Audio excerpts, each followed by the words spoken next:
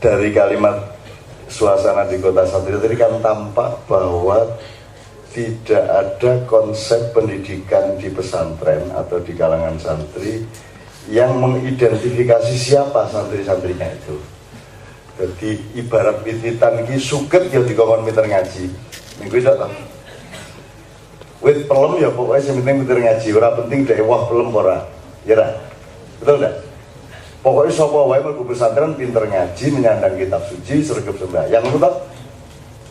Jadi kudune pendidikan adalah iki bocah iki pelem piye carane lemu ben iso wah pelem kan itu subur sebagai pelem, iki subur sebagai pari, iki dikembangkan sebagai wit-witan apa liyane kan begitu sebenarnya.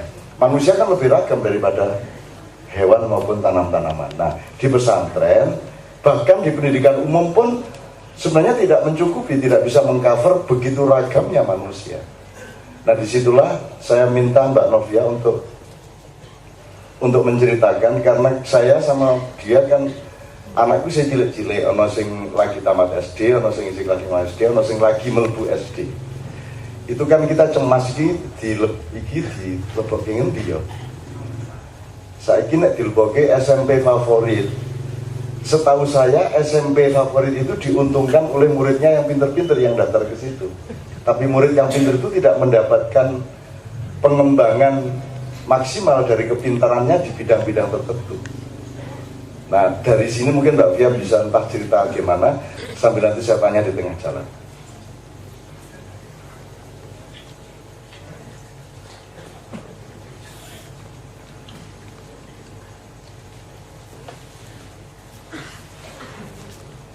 Ya, jadi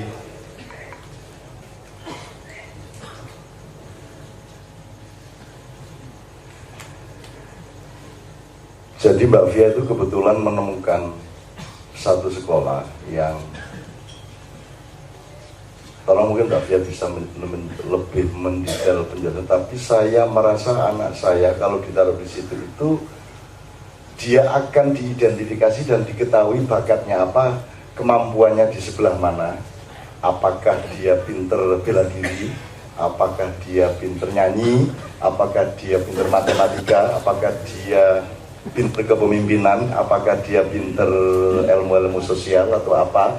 Itu di situ diakomodasi dan dikembangkan dengan saluran-saluran sampai ke tingkat internasional yang sangat jelas.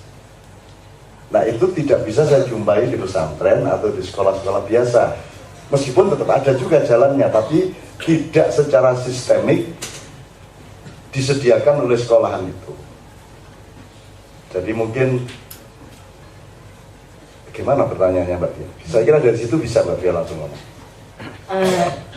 Ya awalnya kan memang kecenderungan saya sama Cak Nun sebetulnya ketika memasukkan anak sekolah, dulu awalnya kami untuk SD, untuk tingkat SD kami ingin anak kami sekolah di sekolah umum, sekolah negeri, bukan sekolah yang eksklusif seperti sekolah Islam atau sekolah yang hebat-hebat. Tujuannya waktu itu memang supaya anak kami bisa bergaul dengan siapa saja, karena kalau di sekolah negeri itu kan dari berbagai lapisan itu ya, dan juga tidak terlalu eksklusif lah sekolahnya, mereka bisa lebih bergaul dengan macam-macam hal. Tapi kemudian saya berpikir, memang dari awal saya kecenderungannya ketika SMP saya tidak cenderung lagi untuk menyekolahkan anak saya di sekolah negeri. Bukan apa-apa, karena saya berpikir di sekolah negeri anak saya ketika SMP dia sudah mulai besar, dia mungkin sudah mulai bisa menentukan dia akan kemana, dalam artian sebetulnya dia punya apa sih, sebetulnya dia cocok kemana, sebetulnya dia tepatnya di sebelah mana, tepatnya dia menerima hal-hal yang bagaimana. Itu sudah dimulai sejak SMP menurut saya. Sehingga memang dari dulu saya tidak cenderung SMP di sekolah negeri. Jadi dari kelas 4 bahkan kelas 3 memang saya mengarahkan anak saya untuk sekolah di asrama. Pertimbangan saya satu, karena anak saya merasa anak saya butuh peraturan yang di luar rumah, karena kalau di rumah agak sulit, karena memang tipe anaknya juga bukan tipe anak yang mudah diatur. tipe anaknya juga anak yang sangat mandiri dalam artian mandiri akan pikirannya, akan pendapatnya, itu dia sangat mandiri, sehingga agak sulit buat saya pribadi khususnya untuk menerapkan hal-hal yang menurut saya baik, tapi menurut dia belum tentu. Kemudian saya berpikir kalau di asrama dia bisa lebih toleran lah, lebih mau mendengar. Karena biasanya anak-anak lebih gampang mendengarkan orang lain daripada orang-orang rumah. Satu itu. Nomor dua, saya merasa kalau di sekolah negeri anak saya buang-buang waktu. Buang-buang waktu maksudnya 3 tahun dia sekolah belum tentu bisa menemukan apa-apa, karena anak saya juga bukan anak yang istimewa amat. Sehingga kalau dia tidak istimewa maka kecenderungannya tidak terperhatikan, apalagi dengan jumlah murid yang begitu banyak. Sehingga waktu itu saya memang mencari sekolah yang lebih memperhatikan anak secara khusus satu persatu, dan itu memang hanya bisa didapat di sekolah-sekolah yang bukan seperti sekolah negeri lah menurut saya. Tapi memang di Jogja saya kebetulan tidak bisa menemukan. Yang saya temukan ya kalau bukan sekolah negeri, di sini sekolah swasta hanya Muhammadiyah kayaknya ya. Tapi Canun kayaknya nggak mau anak yang sekolah Muhammadiyah ya Kak ya. Mau sih mau. Oh, mau. Yang kedua itu kan malah sedang orientasi ngelihat di Mualimin. Cuman pertimbangan dia satu, di Mualimin boleh main sepak bola, cuman itu doang. Jadi belum ada pertimbangan yang substansial. Saya nggak keberatan anak saya yang sekolah Muhammadiyah atau NU atau apapun. Tapi yang penting itu tadi Mbak Lia, anak saya difahami oleh sekolahannya sebagai seseorang yang oleh Allah dibikin begini. Jadi nanti kalau saya salah diingat Mbak Lia, di sekolahan yang anak kita sekarang masuk itu adalah 60% itu direkrut, dikasih beasiswa gratis berdasarkan bakatnya. Ono sing jago silat, ono sing wusu, ono sing pinter nyanyi, ono sing jago matematika, ono sing jago fisika, sapi itu dia dibiayai karena karena bakatnya yang menonjol. Gitu. Kira-kira gitu ya. Dan kebetulan saya ketemu sekolah di Jogja ini yang menurut saya cocok buat anak saya dan cocok untuk saya. Itu, dan di sana memang muridnya tidak banyak karena juga dia masih sekolah baru. Tapi memang ketika masuk sana saya melihat memang ternyata yang dibutuhkan anak saya adalah suasana seperti di sana, bahwa setiap anak mendapat perhatian. Saya perhatian gini karena dia baru sekolah di sana mungkin sebulan lebih ya, tapi di situ dia sudah mulai bisa mengetahui, oh aku tuh ternyata bisa ini, aku ternyata menemukan banyak keasikan, padahal itu kalau kita lihat dari kebiasaan dia di rumah sangat bertolak belakang. Anak saya itu sebelumnya dia sangat bergantung pada laptop, tiap hari tidur jam 5 pagi. Selama SD, tiap hari tidur jam 5 pagi. Dan itu sudah nggak bisa diganggu-gugat sama saya maupun sama ayahnya. Tapi ketika di sana, rumahnya dia didekati, diperhatikan secara khusus, sehingga kemudian dia merasa bahwa ternyata aku tuh bisa ini loh Bu, ternyata aku tuh bisa ini, ternyata aku nggak pakai laptop aku bisa kok Bu, ternyata. Karena memang dia mendapat perhatian yang khusus, begitu juga dengan teman-temannya, sehingga untuk awal-awal sekolah ini dia sebenarnya sudah mulai kelihatan yang sebetulnya saya sama Canun sendiri tidak begitu terlalu melihat bahwa kok dia bisa seperti itu gitu. Kalau menurut kami ya karena memang anak-anak di sana diperhatikan secara khusus, masing-masing anak mendapat perhatian yang berbeda satu sama lain berdasarkan kebutuhan anak. Kemudian pengalaman teman-teman yang lain juga, misalnya ada satu anak yang ketika dia masuk ke sana dia sama sekali tidak mengetahui orang tuanya bahkan bahwa anak ini misalnya pintar nyanyi. Justru itu banyak yang menemukan itu justru sekolah, menemukan bakat nyanyi. Kemudian ada yang dia tidak bisa melukis, tapi ternyata di sekolah itu ditemukan bahwa dia melukis, dan kemudian dipanggilkan guru khusus untuk melukis, dikembangkan seperti itu. Jadi memang perhatian kepada anak itu betul-betul detail dan dicari, dan setiap anak tidak diperlakukan sama. Semua anak diperlakukan berdasarkan kebutuhan anak itu masing-masing. Itu ya. Saya nambahin dikit ya. Pertama gini, di sekolahan itu MOS-nya terbalik prinsipnya dengan MOS di sekolah-sekolah umum. Jadi kalau di sekolah umum, senior itu berkuasa atas junior. Bahkan tingkat kekuasaannya sudah sampai ke tingkat fasisme dan kriminalitas pada kasus-kasus tertentu. Jadi itu sama, di mana mau akabri, mau sekolah negeri, mau di pesantren, itu senior selalu sombong dan sewenang-wenang kan gitu. Nah di sekolah ini terbalik. Jadi ada struktur di mana siswa lama itu ditugasi untuk melayani adik-adik kelas di kamarnya maupun di sekolah. Si siswa baru datang saja itu seniornya langsung membawakan tasnya, dilayani, dipandu untuk bagaimana hidup di asrama, bagaimana sekolah, dipandu tiap hari. Sampai malam nggak bisa tidur pun ditemani gitu ya, dilus-lus, dijak omong, nguyuh rawani nang WC itu ya dikancani. Artinya di situ pelajaran pelayanan itu tidak pakai kata-kata, tapi langsung si pelayan yang kakak ini, yang melayani itu merasa bahagia melayani, dan adiknya sangat merasa belajar untuk melayani, dan mereka menikmati pelayanan. Jadi kalau diperbesar di sekolahan dan di asrama itu, anak-anak mengalami nikmatnya berbuat baik. Nikmatnya berbuat baik. Saya kira negara ini rusak karena orang nggak ngerti bahwa berbuat baik itu nikmat. Dipikirnya yang nikmat itu punya duit banyak, tok kan gitu kan. Yang selain itu nggak nikmat kan gitu. Kalau berbuat baik itu nikmat. Dan anak saya sekarang mengalami betapa nikmatnya berbuat baik. Makanya selama ini, selama SD, bayangin SD itu dia nggak pernah bikin PR.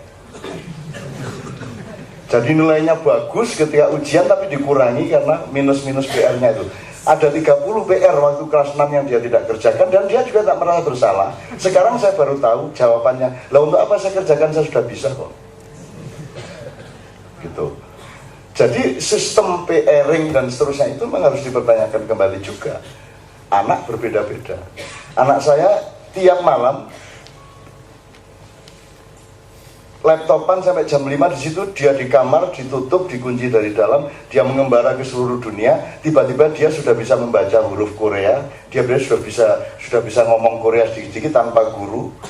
Sekarang dia mulai bisa bahasa Turki, bahasa Inggrisnya sudah tidak ada masalah sejak kelas 4 kelas 5 SD. Sudah TOEFL tinggi menurut kakaknya yang ahli bahasa Inggris dari Kanada. Artinya kalau tidak dia yang bilang, saya tidak berani. Dan saya salah satu tanda expertnya bahasa Inggrisnya anak saya yang SD itu adalah karena saya oleh dia betul-betul dilarang ngomong bahasa Inggris. Begitu saya sekali-sekali mencoba menyapa dia bahasa Inggris, itu nesune tenanan. Wes ora rasa ngomong bahasa Inggris, elek. Dia lagi montar jauh. Alah jan. Monggo aku iki gontor ya.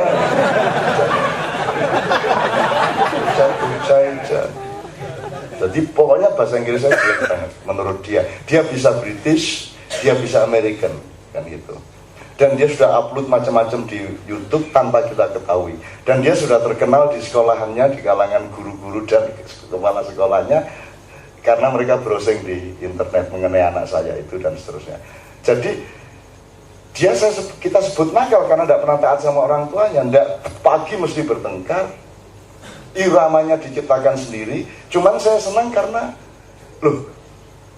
begitu dia pindah ke asrama, dia nggak nyandu laptop itu. Dari laptopan 24 jam sehari menjadi 2 jam tidak masalah dia. Karena jadi di sekolah ini mas, anak kita pasti tidak diculik orang, insya Allah ya. Cici aman tau gue. Mangane sekolah yang murah, mangane murah, tapi ya mahal untuk makanannya gitu ya. Mahal dalam arti makanannya dibikin yang enak. Jadi tidak memakai sistem torikot bahwa untuk menurunkan Kalau di pesantren itu semakin jelek makanannya, itu semakin tinggi torikotnya, kan begitu kan? Semakin uang haji dikorupsi itu semakin tinggi barokahnya, kan begitu kan? Karena semakin tinggi kesabaran jamaah haji, kan begitu kan? Cara berpikir kita kan seperti itu. Saya termasuk produk dari pesantren yang seperti itu. Saya 2 tahun tidak makan nasi, gitu ya. Itu saya anggap sebagai prestasi gitu loh. Padahal saya njur rabu gizi tenang. Mergo mangan gaplek tok aku kan. Nah, itu. Jadi anak saya tidak bisa membayangkan anak saya SMP nanti naik angkot di pinggir jalan jam 1 awan balik kan njur. Wah, saya rasa bayangin kan njur koncone nawani narkoba, po ngerokok, po yang-yangan dan seterusnya. Dan saya melihat anak-anak di sekolahan ini itu tidak terpengaruh oleh budaya pop. Tidak terpengaruh mode, tidak terpengaruh oleh tidak repot dengan pakaian. Gitu, tidak repot dengan mode, tidak repot dengan indahnya pakaian. Mereka repot dengan aurat saja kan itu. Dan itu membuat saya merasa aman, dan mereka begitu ada perkelahian mereka pasti lari, mereka pasti menghindar. Jadi mereka tidak bisa menikmati yang di luar-luar. Mereka sangat menikmati bagaimana diskusi mengenai Abraham Lincoln, mengenai Imam Khomeini, gitu-gitu. Jadi ini ikan menemukan kolamnya seperti itu. Terus terakhir, supaya saya tidak berkepanjangan, caranya mengatur anak-anak itu, jadi caranya menerapkan aturan kepada anak-anak di asrama maupun di kelas, itu tidak dengan larangan dan perintah, tapi dengan menyebarkan wacana. Jadi misalnya mereka dikasih 150 poin misalnya ya, gue memang sederhana mengelajur ini Ki. Mandi memakai alat yang bukan miliknya tanpa izin, poin 2 misalnya gitu. Artinya gue min loro, hukum mandi gue diutang loro. Masuk kelas terlambat 5 menit, poin 1, terlambat 7 menit, poin 2, terlambat 10 menit, poin 3. Terus nanti ada poin 10, 20, 50, 100, narkoba 100 langsung keluar. Berkelahi 100 langsung keluar, ya. Betul, berkelahi. Terus fitnah itu langsung keluar, langsung 100, jadi itu kartu merah langsung. Terus mencuri itu langsung 100. Jadi anak-anak membaca itu tok, dia bisa mengatur dirinya tanpa merupakan peraturan sekolahan atau asrama. Jadi saya menemukan metode ini lumayan. Ini hanya bisa lahir dari bangsa yang orang Indonesia belum bisa. Ini lahir dari bangsa yang sudah dihapusi Barat 100 tahun lebih, dan sudah bebas dari menyembah Arab 100 tahun lebih. Sementara bangsa Indonesia sedang seneng-senengnya dilat silite wong Barat kalau silite wong Arab.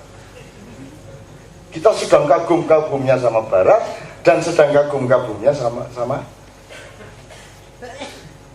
Arab. Angger Arab berangkat umrah wis nganggo pakaian Abu Jahal. Lagi Arab berangkat gue.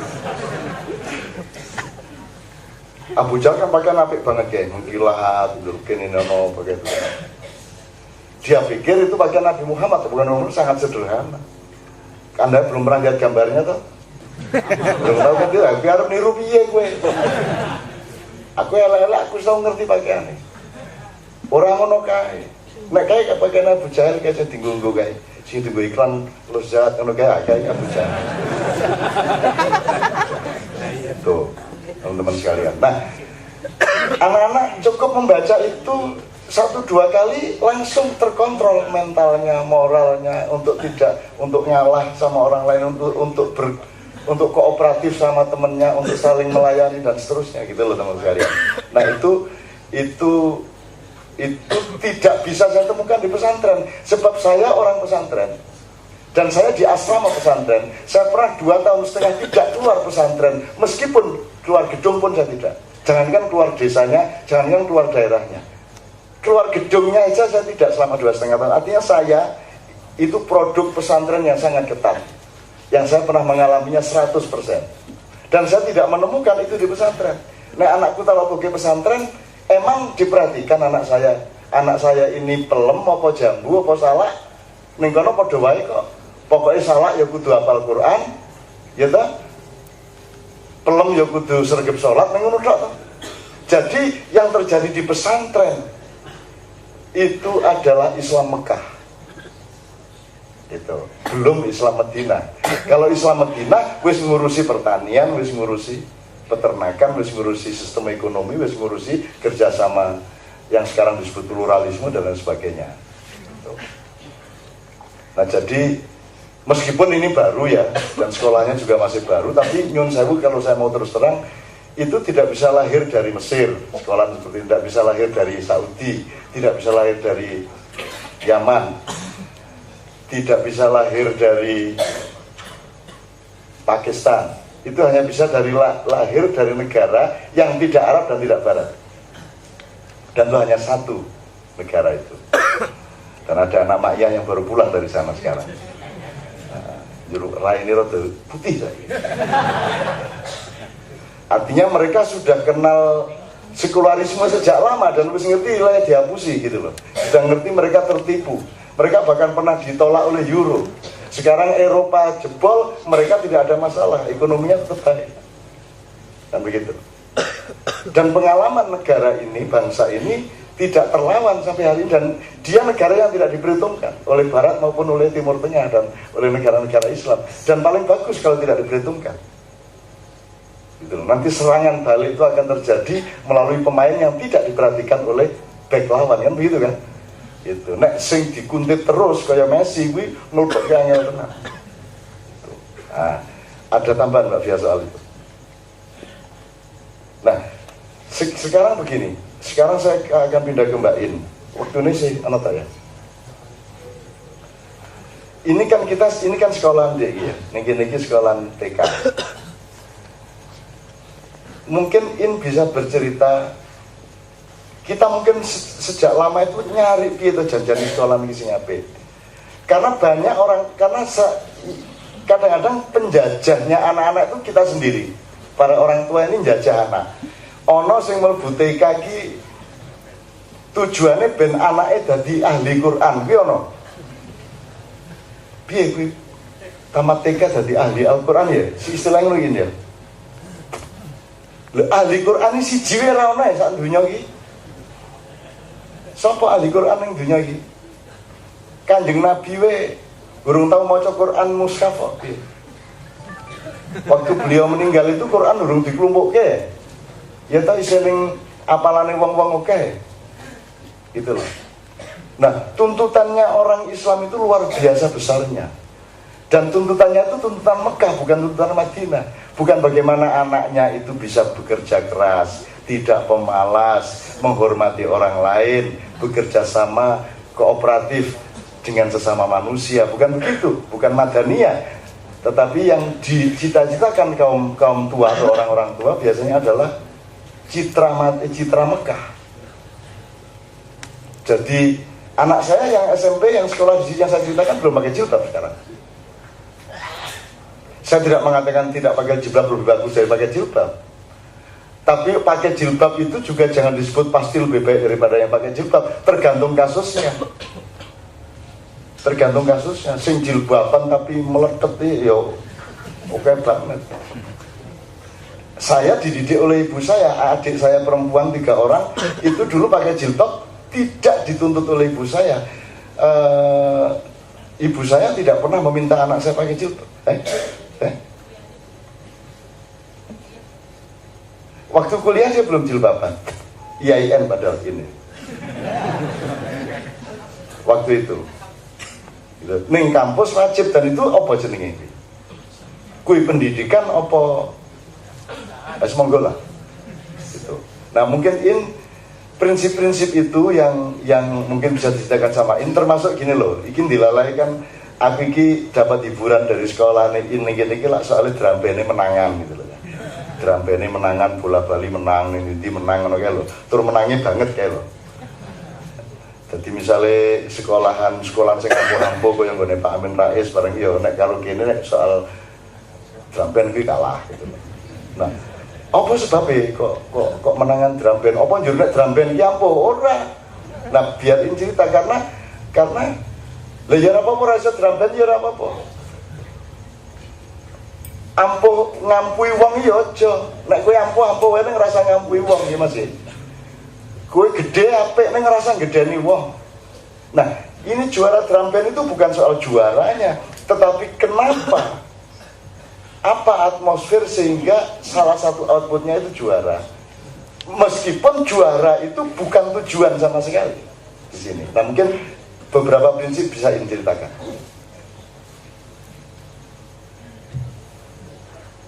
Ada nuhun ya non, teman-teman semua, hanya sedikit saja yang saya sampaikan tadi pertanyaan Kak Non tentang TKIT. Alhamdulillah, barangkali sebenarnya tidak berbeda dengan TK-TK yang lain. Namanya barangkali yang berbeda TKIT, tapi kita juga berbeda dengan TKIT yang lain. Karena kalau TKIT yang lain tuh, kalau teman-teman saya bilang itu IT banget. Kalau di tempat saya itu TKIT tapi kok sangat tidak IT, saya juga nggak tahu. Tapi memang kita berbeda dengan teman-teman yang IT maupun yang TK biasa, begitu. Selalu saya sampaikan kepada wali murid, calon wali murid bahkan, apa sih sebenarnya yang dipelajari di TK itu, gitu. Sebenarnya juga sama, kita kurikulumnya juga sama. Pemerintah itu sudah membuat kurikulum dan membebaskan kita sebagai pelaku pendidikan dimanapun untuk mengolah kurikulum itu sedemikian rupa, sebebas-bebasnya. Seperti itu sebenarnya sudah diberi kebebasan. Baik temanya mau ambil apa, model pembelajarannya itu seperti apa, itu kita diberi kebebasan. Cuma orang Indonesia itu ternyata tidak suka dengan kebebasan. Begitu sudah dikasih kebebasan, temanya bebas, mereka malah bingung, terus nggak jalan. Maka akhirnya tim kurikulum memberi contoh. Oh, contohnya misalnya temanya itu diri sendiri. Artinya semua se-Indonesia itu memakai tema diri sendiri karena mereka bingung selain diri sendiri itu apa, padahal sebenarnya banyak. Itu contohnya begitu. Kami di sini, saya juga menuntut kepada guru-guru untuk bukan berbeda tapi mencoba mencari cara lain. Jadi kalau memang sudah dikasih jadi sudah matang kalau mau manut pemerintah itu seperti ini, tapi kita kepingin berbeda sehingga memang banyak hal kita berbeda. Kita di sini memakai moving class ya, jadi anak-anak setiap hari, anak-anak tidak punya kelas, sehingga kalau ada calon wali murid datang ke sini, kelasnya nanti mana ya Bu? Kita tidak punya kelas karena anak-anak setiap hari berganti kelas. Hari ini di center apa, besok di center apa, dan lain sebagainya. Sehingga memang tidak ada tempat buku anak, tempat tasnya anak di dalam kelas tidak ada karena memang kita tidak mempunyai kelas. Tasnya anak-anak itu di luar. Seperti itu, semua barang anak-anak itu di luar. Saya jelaskan kepada wali murid. Jadi kalau di TK itu memang tidak di TK itu alhamdulillah tidak ditarget lulus itu harus sudah bisa baca Al-Quran, sama sekali tidak kami target. Meskipun kami juga kepingin anak-anak bisa membaca Al-Quran, tergantung kembali kepada anak-anak. Ada anak-anak itu yang sehari itu 2 lembar misalnya kita baca Iqra itu bisa langsung. Ada yang sebaris saja, anak-anak hari ini ingat besok lupa, hari ini tadi ingat pas sudah tengah-tengah lupa itu. Jadi memang kita selalu pendekatan anak-anak kita pendekatan personal. Masing-masing anak punya karakter sendiri-sendiri dan tidak bisa kita paksakan. Itu yang kita sampaikan kepada wali murid.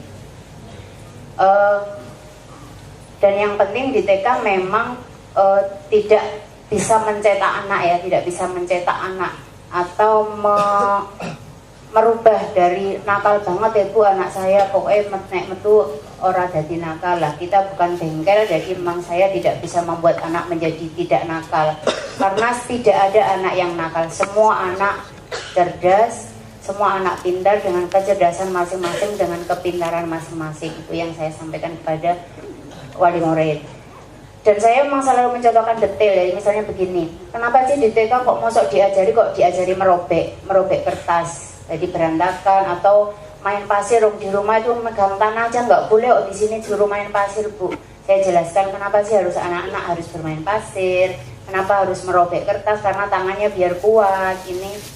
Jadi kalau di TK itu ada indikator ini, pelatihan memegang pensil. Kalau guru yang tidak inovatif, mereka benar-benar disuruh megang pensil Mbak, suruh megang pensil dan disuruh coret-coret. Kalau tempat saya enggak, ya megang pensil itu ya kadang-kadang megang biji jagung kecil-kecil, tak suruh jumputi kecil-kecil. Kenapa? Biar kuat tangan, dua jari tangannya, sehingga kalau dia kuat terlatih, maka ketika dia memegang pensil pasti stabil, seperti itu. Itu antara lain lah. Banyak guru, barangkali juga banyak TK yang tidak melakukan pembelajaran seperti itu, sehingga memang benar-benar monoton seperti itu. Jadi banyak hal yang kecil-kecil. Jadi kalau saya bilang misalnya membuang sampah harus pada tempatnya. Kadang orang tua itu tidak senang Bu anak-anak diatur seperti itu. Saya memang di TK itu memang sederhana Bu. Guru TK itu mengajari hal-hal sederhana yang barangkali orang tua kadang lupa bahwa itu penting untuk pembelajaran anak-anaknya. Kenapa sih anak-anak harus dilatih siapa nama lengkapnya, nama panggilannya, nama orang tuanya, alamatnya di mana? Itu sangat-sangat penting untuk anak-anak diketahui, karena saya contohkan sederhana aja, dilala siapa tahu dijak ke mall lupa terpisah dengan orang tuanya, kan dia menjadi bisa menjawab seperti itu contoh kecil. Sebenarnya yang lebih inti dari itu kan kita sedang mengajari anak berbahasa ya, berbicara dengan baik dan lain sebagainya seperti itu. Jadi banyak hal lebih pada pengembangan emosi, pengembangan kognitifnya, pengembangan fisik motoriknya, karena memang ada 4 bidang pengembangan yang dikembangkan di TK dan semua harus tahu. Tapi kembali kepada pelaksanaannya nanti di sekolah masing-masing. Itu yang membedakan mungkin TK kita alhamdulillah dengan TK yang lain. Terus yang tadi Cak Nun menjadi kegembiraan yang drum band, kebetulan Rampak kemarin, memang tahun kemarin ikut gitu ya, barangkali karena anak terakhir juga lagi memperhatikan, dulu ya nggak begitu diperhatikan gitu. Yang Rampak karena anak terakhir Dilala ikut drum band, dulu Opel juga ikut, Haya juga ikut sebenarnya, tapi yang paling ngah itu kayaknya di anak yang Ragil ini gitu. Tadi sudah disampaikan Cak Nun bahwa kita memang tidak juara itu nomor kesekian. Selalu saya bilang pada orang tua. Kalau orang tua saya tanya, motivasinya apa Bu masuk ke sini? Soalnya di sini drummingnya bagus. Oh, nggak usah saja Bu, nggak usah ke sini. Nanti kalau udah drummingnya bagus, nilailah anaknya tidak mau drum band, jangan protes ke saya. Karena sering sekali seperti itu. Kita semua kegiatan di sini berdasar, pertama adalah berdasar minat. Minatnya apa? Oh, drum band dia minat, ya kita ikutkan. Yang kedua setelah minat pasti bakat. Kalau udah dia minat tapi nggak punya bakat kan ya nunduknya ya keleru-keleru ya nggak bisa nanti, karena drum band itu kerjasama ya, kerja tim.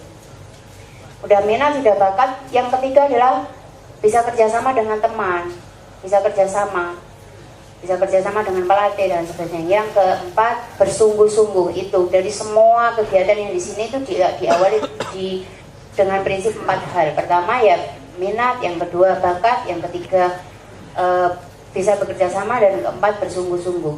Kalau yang pertama bisa, kedua bisa, ketiga bisa, dan keempat tidak, pasti gugur dia seperti itu. Nah tentang drum band, banyak sekali orang memang berkeinginan anaknya bisa drum band. Padahal drum band itu bagian kecil dari program TK, bagian kecil, barangkali cuma 2% dari 100% yang ada gitu nih. Cuma kenapa menjadi orang termotivasi, karena memang bisa terlihat bisa pentas kemana-kemana dan lain sebagainya. Lalu saya sampaikan kepada wali murid, drum band di sini pertama adalah rekreatif. Tujuannya bukan prestasi, tujuannya adalah kegembiraan. Anak-anak bisa mengenal musik, anak-anak bisa bergembira bermain, seperti itu. Dilalah nanti dalam proses waktunya anak-anak bisa bekerja sama, bisa bersungguh-sungguh dan menghasilkan kejuaraan, itu juga karena kesungguhan mereka. Seperti itu. Itu saja juga tidak cukup, banyak sekali hampir sekarang sejak gempa itu semua TK di Bantul punya peralatan drum band. Hampir semua TK di Bantul karena memang dibiayai oleh funding dan lain sebagainya. Jadi semua TK di Kabupaten Bantul punya drum band. Tapi barangkali outputnya juga berbeda-beda dengan sini. Kalau alhamdulillah di TK alhamdulillah memang saya hampir tidak pernah ikut event yang di Bantul. Saya selalu ikut event yang di luar pelatih. Rata-rata TK Bantul itu pasti ikut tim pelatihnya gawe acara, bikin kejuaraan. Nah biasanya jadi dalam lingkupnya mereka. Kalau kami sepakat dengan pelatih, kita ikut event yang di luar. Kenapa? Ya biar yang menilai orang luar bukan orang dalam, seperti itu. Beberapa tahun terakhir memang ada perkembangan yang lumayan, karena memang saya pribadi menegaskan kepada pelatih juga kepada orang tua, kegiatan kita memang rekreatif. Yang kedua kegembiraan, terakhir adalah prestasi itu, tapi ketiga jika itu tidak tercapai tidak apa-apa. Pelatih tidak pernah saya tuntut untuk harus juara. Ada banyak TK, terutama TK besar itu mengontrak pelatih. Aku mengontrak setahun ini untuk menjadi juara 1 tingkat DIY Jateng misalnya. Mau berapa juta? Saya sama sekali tidak pernah menuntut pelatih. Ini anak-anak silakan, yang berminat dipilih, yang punya bakat dipilih, yang mau bersungguh-sungguh nanti jadikan satu tim. Terserah mau dibikin mau pentas di mana, saya terserah. Mas Novi kebetulan pelatihnya Mas Indra, silakan menilai sendiri kira-kira event mana yang cocok untuk anak-anak, seperti itu. Nanti nggak juara nggak apa-apa Bu. Oh nggak apa-apa, sama sekali tidak. Juara tidak apa-apa, yang penting anak-anak tampil bagus, tidak mengecewakan orang tua. Kalau di TK itu alhamdulillah berbeda Bu dengan TK lain. Jadi kalau di TK lain kegiatan drum band itu kegiatan ekstra, sini juga ekstra. Cuma bedanya kalau kegiatan ekstra di TK lain itu dibebankan kepada wali murid. Jadi yang ngurus itu pasti wali murid dan 1-2 guru. Jadi wali murid tahu betul perkembangan anak, dari mulai bisa nutuk sampai terakhir, waduh anakku nggak dipilih mayoret, anakku nggak dipilih. Itu mereka sangat tahu, sehingga konflik antar wali murid itu besar, protes kepada guru itu besar, seperti itu. Kalau tempat saya dari awal sampai mereka pentas tuh benar-benar orang tua tidak tahu.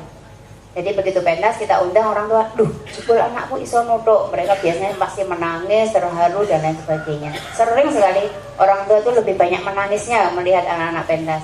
Karena memang kita selalu ngasih surprise pada orang tua, ini loh Bu, putra putrinya sudah bisa pentas, seperti itu. Jadi orang tua begitu berangkat kita berdoa untuk keberhasilan anak-anak. Berhasil maksudnya anak-anak bisa bermain sungguh-sungguh nanti di sana.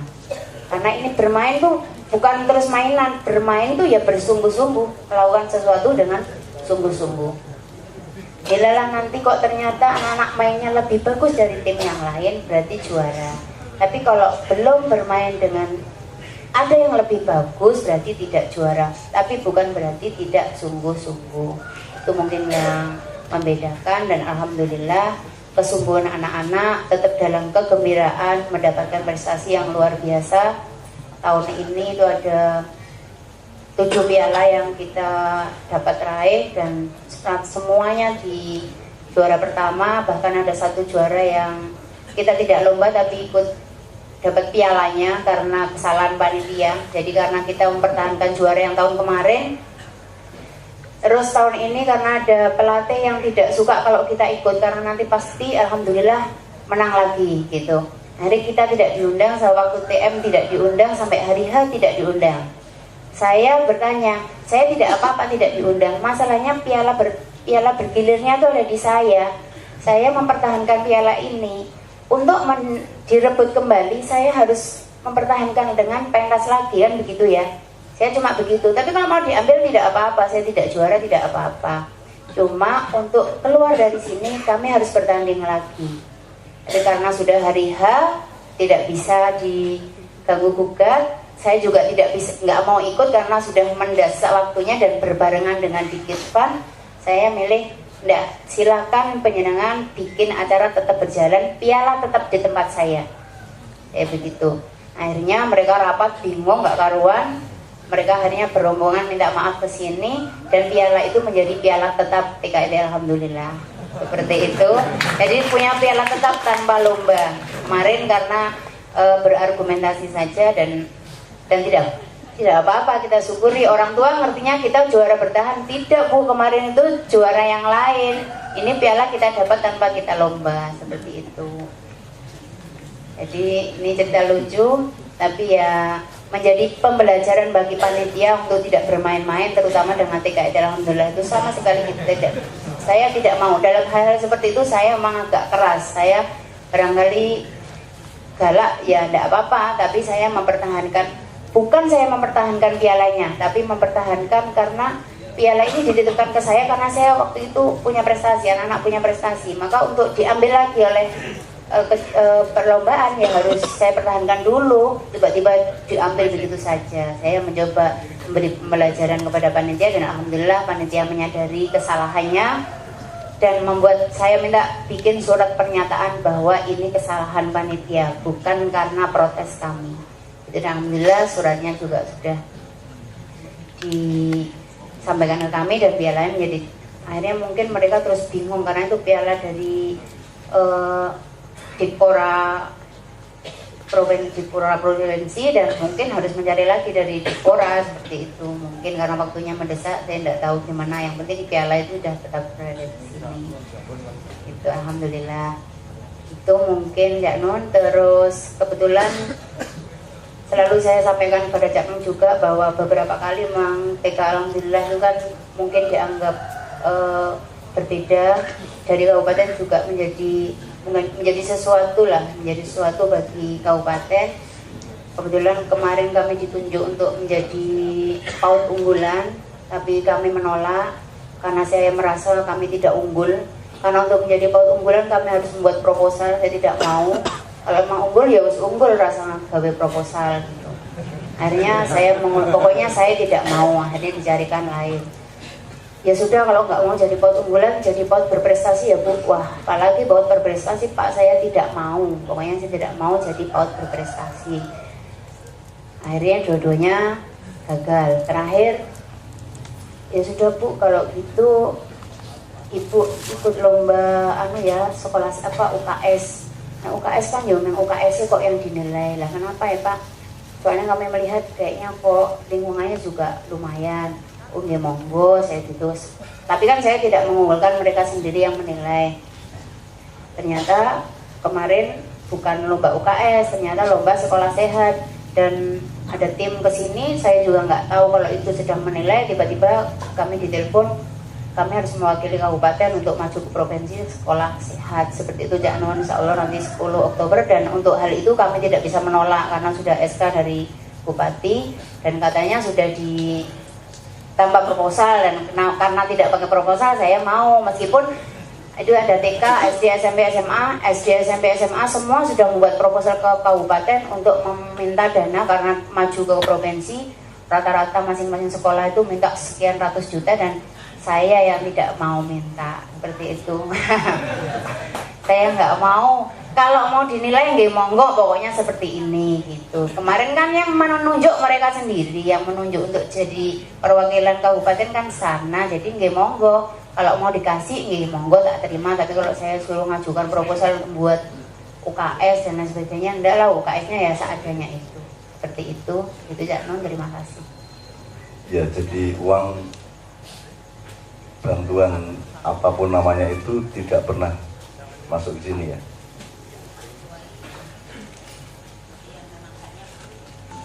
Ya, jadi pemerintah iki angel.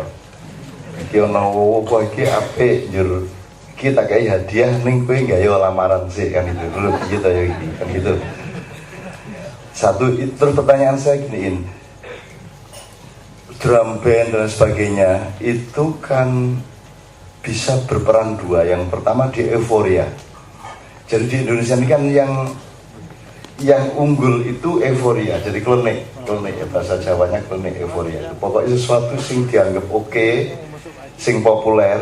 Jadi misalnya bosen karo penampilan Vogue, sing penting sing rada kaya Jokowi kae lho, sing rada merakyat sidik-sidik. Jadi yang dilihat itu anunya, stylenya kan gitu ya.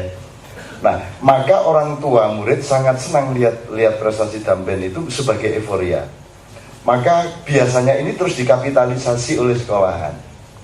Artinya awakmu narik tagak.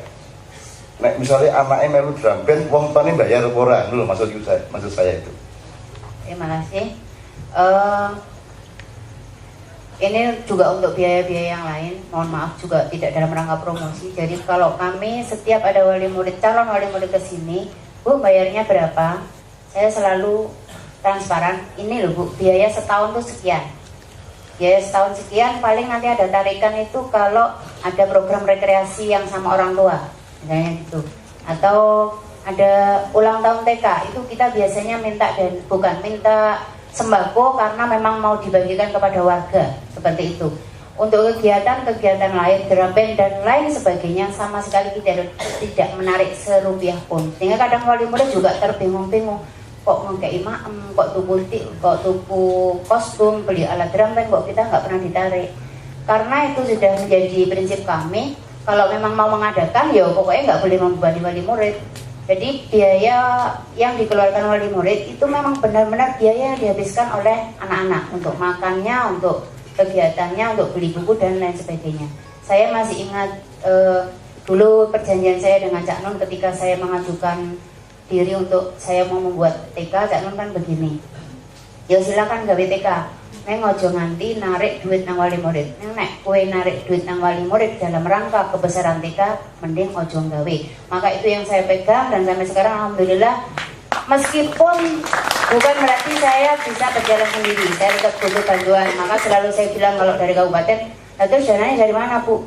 Kekurangan dananya dari yayasan. Yayasannya siapa? Ya kami semua, kami sekeluarga, karena ini memang yayasan keluarga.